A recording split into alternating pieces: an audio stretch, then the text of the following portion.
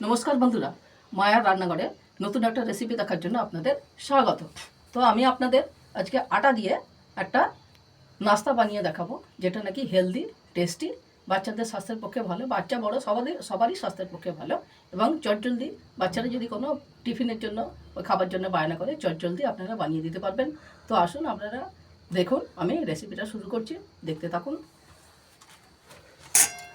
তো আমি এখানে একটা বড় সাইজের আলু সিদ্ধ নিয়েছি। একটা ছোটো গ্রেটার দিয়ে আমি আলুটাকে গ্রেট করে নেব। বন্ধুরা, আলুটা এভাবে আমি গ্রেট করে নিয়েছি। তো এর মধ্যে আমি এবার একটু কাঁচা লঙ্কা কুচি দেব, একটু পেঁয়াজ কুচি দিয়ে দিলাম, একটু পেঁয়াজ কালি ছোটো ছোটো কুচি করে দিয়ে দিলাম, একটু গাজর কুচি দিয়ে দিলাম, এখানে একটু ক্যাপসিকাম কুচি দিয়ে দিলাম, একটু ধনে পাতা কুচি দিয়ে দিলাম, একটু ধনে পাতা কুচি, এর সঙ্গে একটু টমেটো কুচি দিয়ে দিলাম, টমেটো কুচি দিলাম, দিয়ে এর মধ্যে একটু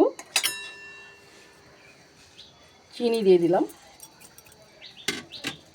এর মধ্যে পরিমাণ মতো একটু নুন দিয়ে দিলাম, দিয়ে এগুলোকে আমি একসাথে মেখে নেব এগুলোকে। তো দেখুন বন্ধুরা, এইভাবে আমি আলুটাকে সমস্ত সবজি দিয়ে মেখে নিয়েছি।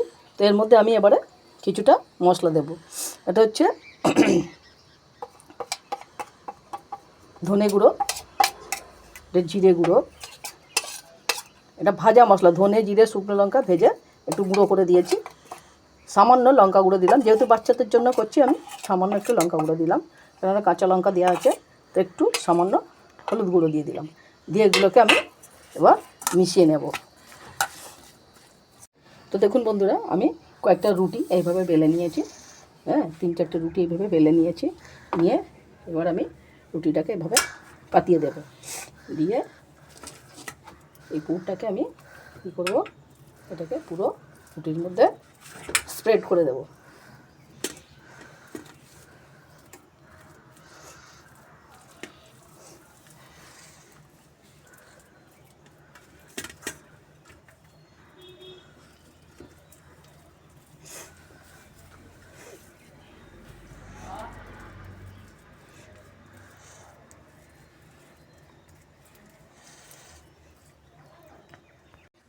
তো দেখুন বন্ধুরা, এইভাবে আমি এটাকে পুরটাকে এইভাবে লাগিয়ে নিলাম, নিয়ে এটাকে এবার আমি এইভাবে আস্তে আস্তে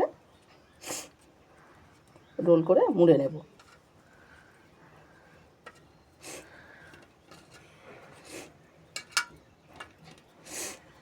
রোল করে এইভাবে মুড়ে নিতে হবে।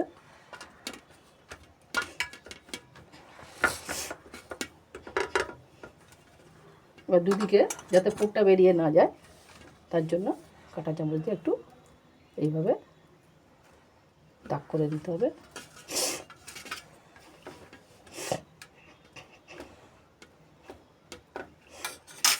তো এইভাবে আমি সমস্ত রুটিগুলো পুর দিয়ে ভরে নেব। বন্ধুরা, এইভাবে রুটিগুলোকে আমি পুর দিয়ে বানিয়ে নিয়েছি, নিয়ে এর মধ্যে একটু তেল লাগিয়ে নিয়েছি, নিয়ে একটু জল বসিয়ে দিয়েছি আগে থেকে, জলটা ফুটে গেছে। এর মধ্যে আমি এটাকে ভাপিয়ে নেব। তো এবার আমি এটাকে ঢাকা দিয়ে দিলাম 5 মিনিটের জন্য, সিদ্ধ হলে নামিয়ে নেব। তো দেখুন বন্ধুরা, এইভাবে আমি রুটিগুলোকে সিদ্ধ করে এভাবে পিস করে নিয়েছি। তো এবার আমি একটা বাটির মধ্যে কিছুটা জল নেব,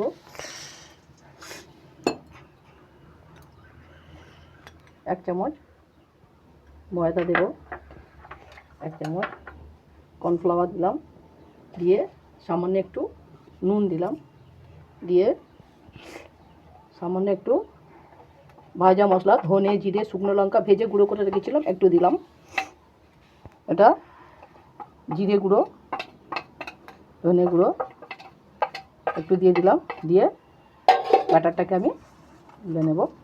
একটা ব্যাটার তৈরি করে নেব। আমি এইভাবে ব্যাটারটা গুলে নিয়েছি। আমি কড়াইটা বসিয়ে দিয়ে একটু তেল দিয়েছি। এটা বেশি ডিপ ফ্রাই করার দরকার নেই, শ্যালো ফ্রাই করলেও হবে। একটু তেলটা গরম হয়ে গেছে। তো আমি এই ব্যাটারের মধ্যে এগুলোকে ডুবিয়ে একটু কোট করে এগুলোকে তেলের মধ্যে ছেড়ে দেবো।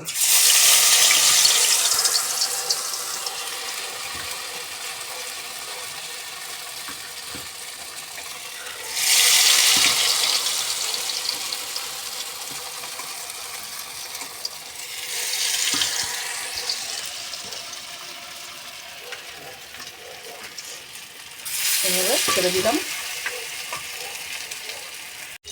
তো দেখুন বন্ধুরা, এইভাবে আমি এগুলোকে ভেজে তুলে নিলাম।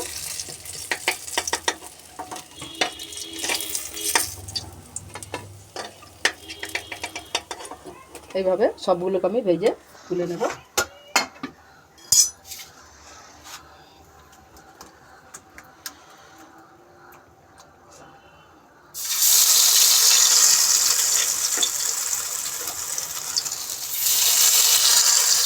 তো দেখুন বন্ধুরা, এভাবে আমি সবগুলোকে ভেজে নিয়েছি।